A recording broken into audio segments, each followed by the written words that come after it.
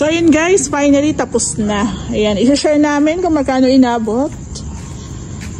By the way, sa Lumina Homestanza po ito. Ayan. So kung gusto niyo po mapanood ang full video nito, abangan niyo po sa ating YouTube channel. Ayan. House tour na tayo dito. So dito nga po pala, meron tayong filter. Nagpa-install po si client ko. So, hindi ko lang alam kung magkano siya inabot. Tapos dito, okay na yung ating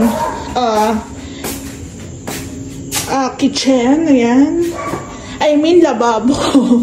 So, pagod na. Ayan.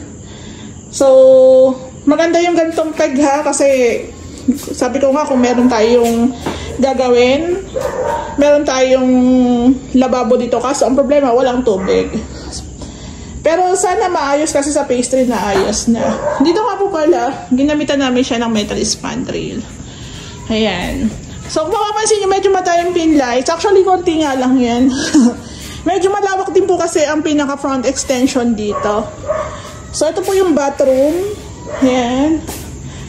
So pinapalitan po ni client yung kanilang bintana dito. Sliding na siya na reflective. Tapos pinalagyan ng grills. Ayan. Then, dito nga po pala naka-smart lock tayo. Ayan. Metal door lang po ito. Pero, carry naman po na lagyan ng smart lock. So, dito nga po pala sa loob. Ayan. Lamig.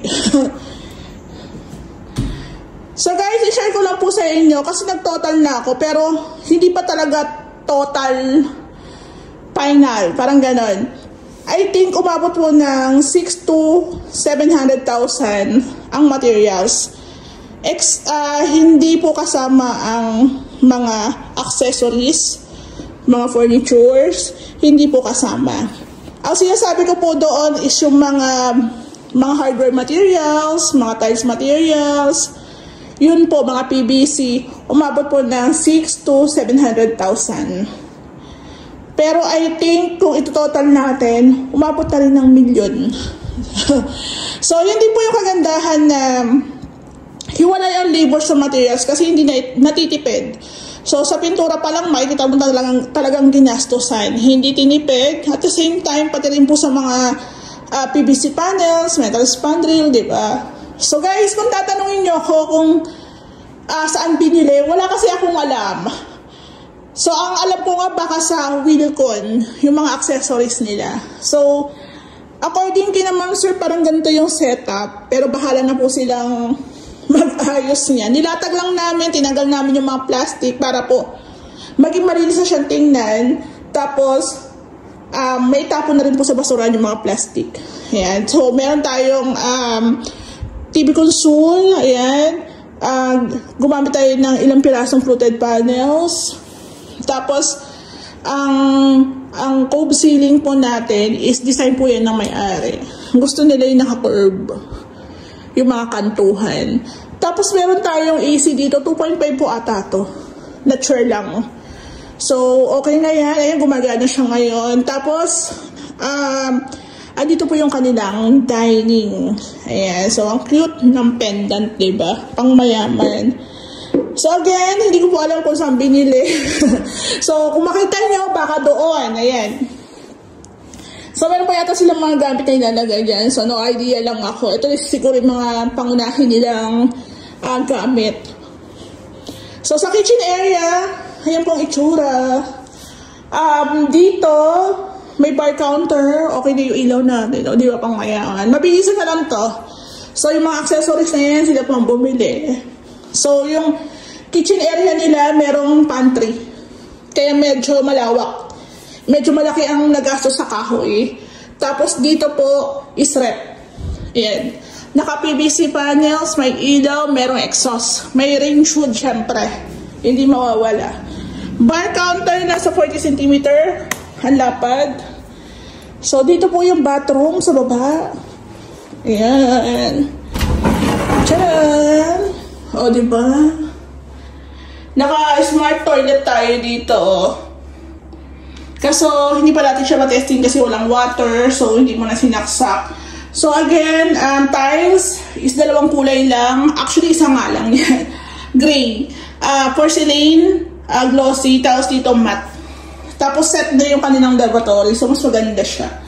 Diba? Naka-tempered glass din po tayo dyan para hindi mabasa yung ating smart toilet na pang mayaman. Sa ilalim ng hagdan, meron tayong storage para magamit pa rin yung space. Meron tayo dito picture nila ma'am, di ko na lang papakita. Meron tayong metal tubular na divider pang design din, keme. So ayan, diba? Ganda rin. Caramel brown po ito. Ganda. Naka-tiles po tayo dito na parang kahoy lang. 20/100. Mas maganda tiles. Ayan. Tapos yung pintura natin, boysen yan, syempre. Sa second floor, may dalawang kwarto. Tsaka merong isang bathroom. So, ito yung parang mini hallway natin dito. Tapos yung pendant light. Kasi ito yung kwarto. Ito yung master. Ayan. May AC, may ilaw, may built-in. Ayan. So, mas maganda may built-in na. Kasi mga Durabox. So, ayan guys, doon may storage din tayo. Nagamit pa rin yung space.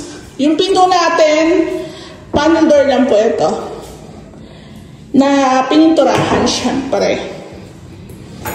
Tapos, dito po ay yung ating second room. Ayan. Second room. Ayan po siya. O, diba? Naka-PVC panels, may kornisa, may baseboard paint. Tapos yung tiles natin is 60/60 naman. Pero meron tayong abang para sa AC. Then yung curtain rod, kakabitan lang yung kortina. So, ayan na. So, gusto ko nga lang po pala magpasalamat sa may-ari kasi sa amin ito pinagkatiwala. So, ito yung bathroom nila. Dito sa second floor. Ayan. So, again, hindi natin matitesting gawa na, alam nyo na, walang water. So, hopefully, sana maayos din po yung supply dito po sa phase 6 tsaka sa phase 4 na rin. Ayan. So, accessories. Ayan, sina ma'am, si sir ang bumili. Naka-PVC panels din po tayo dyan. May exhaust. Ayan, ang ganda. Di ba? Pang mayaman talaga siya. So, ayan guys. Mas maganda po talaga pagpakabit na lang kayo para mas malidi siyang tingnan. Kesa yung mga PVC flush door. Ayan, o diba? Yung pendant light natin, sila ma'am din po ang bumili niyan. So, hindi ko lang alam kung saan. Ayun. So, again, nagpapasalamat po ulit ako kay ma'am tsaka kay sir. Nagpapasalamat din po ako sa Team Ray sa Ray House Makeover kasi hindi naman talaga ito magiging posible kung wala rin naman sa team ko. So, maraming salamat. Dito sa bahay, maraming salamat din kasi naging maganda ang resulta. Tsaka, sa totoo lang, wala rin akong naging stress sa may-ari kasi maayos silang kausap. Nagbibigay lang sila ng kanilang suggestion, instruction. So, wala kaming pinag-uusapan na hindi maganda. So, lahat naman is umaayon. So, again, ma'am, sir, marami pong salamat. So, doon po sa mga manonood at ngayon pala makikita yung aming update or aming project.